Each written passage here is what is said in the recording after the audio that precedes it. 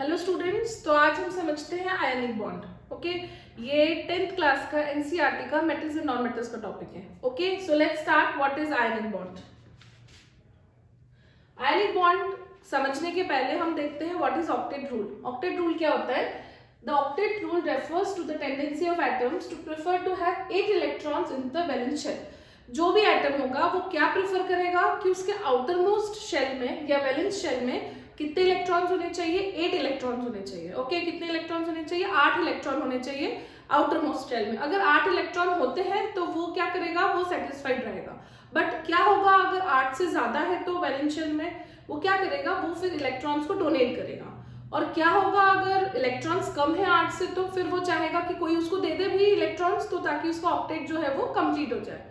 ठीक है, तो ये होता है ऑक्टेट रूल। जब भी अगर किसी एटम के पास में ज्यादा इलेक्ट्रॉन्स है तो वो क्या चाहेगा कि वो दे दे, और उसके आउटर मोस्ट ऑर्बिट में जो पहला वाला ऑर्बिट है उसमें 8 है तो 8 रहे। और जिसके पास में कम इलेक्ट्रॉन्स है वो क्या चाहेगा कि उसको कोई दे दे, तो उसके ऑक्टेट में लास्ट ऑर्बिट में 8 इलेक्ट्रॉन्स हो जाए। ठीक है, तो ये होता है ऑक्टेट रूल। तो थोड़ा सा और समझते हैं। For example sodium. सोडियम का एटॉमिक नंबर होता है 11। ठीक है, तो इसका जो कॉन्फ़िगरेशन है वो 2, 8 और 1 है ना। तो आउटर मोस्ट ऑर्बिट में कितने हैं? 1 इलेक्ट्रॉन है। तो ये क्या चाहेगा कि ये 1 इलेक्ट्रॉन दे दे, और देने के बाद इसके आउटर मोस्ट ऑर्बिट में 8 इलेक्ट्रॉन बच जाए। ओके, वैसे ही क्लोरीन है, तो क्लोरीन का एटॉमिक कॉन्फ़िगरेशन है 2, 8, 7। तो ये 7 है इसके आउटर मोस्ट ऑर्बिट में। ये क्या चाहता है कि इसको 1 इलेक्ट्रॉन कोई दे दे और इसके आउटर मोस्ट ऑर्बिट में 8 हो जाए। बट यहाँ पे सोडियम ना क्या कर सकता है? 7 भी ले भी तो सकता है, मतलब 1 देना ही काफी नहीं है। अगर 7 दे दे भी कोई तो भी चलेगा। बट ऐसा क्यों नहीं होता है? इसलिए नहीं होता है क्योंकि 7 इलेक्ट्रॉन्स लेने के लिए उसको बहुत ज्यादा एनर्जी स्पेंड करनी पड़ेगी। ओके, तो वो क्या चाहेगा कि इससे बेहतर है कि मैं 1 इलेक्ट्रॉन किसी को दे दूं। वैसे ही क्लोरीन क्या चाहेगा कि 7 देने से बेहतर है कि मैं 1 इलेक्ट्रॉन किसी से एक्सेप्ट कर लूं, ताकि उसके आउटर मोस्ट ऑर्बिट में 7 ना होके 8 हो जाए। मैग्नीशियम का एटॉमिक कॉन्फ़िगरेशन 2, 8, 2 है। तो ये क्या चाहेगा कि ये 2 इलेक्ट्रॉन किसी को डोनेट कर दे rather than accepting 6 electrons. Lithium देखते हैं हम, इसके वैलेंस शेल में 1 इलेक्ट्रॉन है, तो 7 तो ये ले नहीं सकता है, तो क्या करेगा? ये 1 डोनेट कर देगा ताकि इनर मोस्ट शेल में 2 रहे। सबसे पहले वाले शेल के लिए 2 है, अदरवाइज बाकी सारे शेल के लिए लास्ट ऑर्बिट में 8 इलेक्ट्रॉन होने चाहिए। आया समझ में? तो this is what is octet rule. अब हम एक एग्जाम्पल लेके समझते हैं। ये सोडियम है। सोडियम का हमने एटॉमिक स्ट्रक्चर बनाया है। यहाँ पे इनरमोस्ट शेल में 2 इलेक्ट्रॉन है, फिर 8 इलेक्ट्रॉन है, और लास्ट शेल में 1 इलेक्ट्रॉन है। क्यों है? क्योंकि इसकी जो एटॉमिक नंबर है वो है 11, है ना। इसका एटॉमिक नंबर 11 है, तो लास्ट शेल में 1 इलेक्ट्रॉन है। वैसे ही क्लोरीन का एटॉमिक नंबर होता है 17, तो ये 2, फिर ये 8 और लास्ट ऑर्बिट में 7। तो इसको क्या करना है? इसको 8 बनाना है लास्ट ऑर्बिट में, और इसको क्या करना है? ये डोनेट करना है। तो क्या करेगा? ये इसको 1 इलेक्ट्रॉन डोनेट कर देगा। ठीक है, यहाँ देखो, ये जो आउटर मोस्ट ऑर्बिट था इसमें से जो इलेक्ट्रॉन था वो इसने सोडियम ने क्लोरीन को दे दिया। तो अब क्लोरीन के आउटर मोस्ट ऑर्बिट में 8 इलेक्ट्रॉन हो गए, और सोडियम का ये वाला शेल जो था ये नहीं बचा। जो लास्ट शेल अब है उसके पास भी 8 इलेक्ट्रॉन है। तो इस तरह से सोडियम ने अपना एक एक्स्ट्रा इलेक्ट्रॉन क्लोरीन को दे दिया और दोनों सेटिस्फाइड हो गए। बट अब चार्ज कौन सा डेवलप होगा वो देखना है। अब देखते हैं सोडियम के पास प्रोटॉन कितने थे इनिशियली? प्रोटॉन थे 11, इलेक्ट्रॉन कितने थे? इलेक्ट्रॉन भी 11 थे। अब क्या हुआ? अब सोडियम ने 1 इलेक्ट्रॉन डोनेट कर दिया, तो अब इसके पास में 11 नहीं रहे इलेक्ट्रॉन, 10 रहे।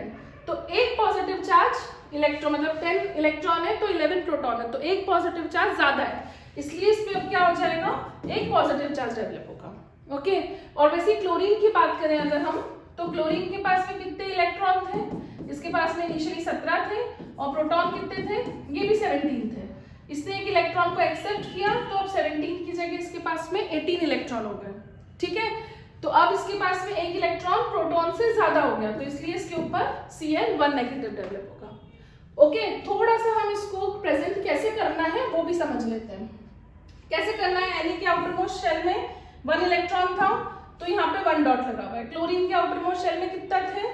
7 इलेक्ट्रॉन्स थे। फिर इसने ये वाला इलेक्ट्रॉन इसको डोनेट कर दिया, तो ये प्लस चार्ज बना, और यहाँ पे एक एक्सेप्ट कर लिया तो एक नेगेटिव चार्ज बना। यहाँ पे इसका एटॉमिक नंबर कॉन्फ़िगरेशन 281 था, इसका 287 था। इसने ये वाला डोनेट कर दिया तो ये सिर्फ 28 बचा, और इसने एक एक्सेप्ट कर लिया तो 288 हो गया। यहाँ पे देखते हैं, इसको लास्ट में जब हम लिखेंगे तो हम इस से ये वाली लास्ट वाली जो इक्वेशन है इसको भी लिखेंगे। ये क्या है final, Na positive Cl negative will become NaCl, Na positive Cl negative, or we can write like this NaCl. Okay, आया समझ में? ये जब अगर एग्जाम में आता है तो हमें आयनिक बॉन्ड समझाने के बाद ये रिएक्शंस को भी इसी तरह से लिखना है, ठीक है? ओके, एक और एग्जांपल देखते हैं हम। MgCl2, मैग्नीशियम के पास में कितने थे याद है? अभी मैंने बताया था 12 आउटर मोस्ट शेल में होते हैं, तो 12 टोटल इलेक्ट्रॉन होते हैं, तो आउटर मोस्ट शेल में कितने? 2 इलेक्ट्रॉन है। तो आउटर मोस्ट शेल में यहाँ पे मैग्नीशियम के पास में कितने इलेक्ट्रॉन है? 2 इलेक्ट्रॉन है। ये देखो यहाँ पे 2 इलेक्ट्रॉन है। क्लोरीन के पास में आउटर मोस्ट शेल में 7 है, यहाँ पे भी क्लोरीन के पास में आउटर मोस्ट शेल में 7 है। अब देखो एक क्लोरीन को तो एक ही इलेक्ट्रॉन चाहिए क्योंकि 7 तो ऑलरेडी है ना, और मैग्नीशियम को 2 इलेक्ट्रॉन डोनेट करना है, तो वो क्या करेगा? वो 2 क्लोरीन ढूंढेगा, है ना, एक इलेक्ट्रॉन इसको देगा, एक इलेक्ट्रॉन इसको देगा। तो मैग्नीशियम के आउटर मोस्ट ऑर्बिट में हो जाएंगे 8 इलेक्ट्रॉन, दोनों क्लोरीन के भी आउटर मोस्ट ऑर्बिट में 8-8 इलेक्ट्रॉन हो जाएंगे। तो यहाँ पे क्या बनेगा? Mg2 पॉजिटिव क्योंकि 2 इलेक्ट्रॉन दे चुका है, और यहाँ क्या बनेगा? Cl नेगेटिव दोनों, है ना। इसको जब हम प्रेजेंट करेंगे तो Mg2 पॉजिटिव 2 Cl नेगेटिव, 2 क्यों है? क्योंकि हमने 2 क्लोरीन लिए हैं, ओके। और ये क्या बनेगा? Mg2 पॉजिटिव 2 Cl नेगेटिव, या फिर हम लोग इसको ऐसे भी लिख सकते हैं MgCl2 क्योंकि 2 क्लोरीन लगे।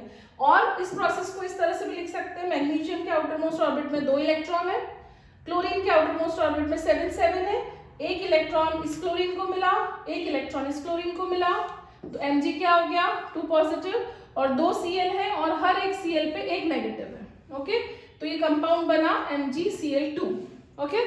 तो आई होप कि आपको समझ में आ गया होगा। अगर कोई क्वेरीज है, कुछ समझ में नहीं आता है तो कमेंट बॉक्स में मुझे जरूर भेजें, ओके। बाय।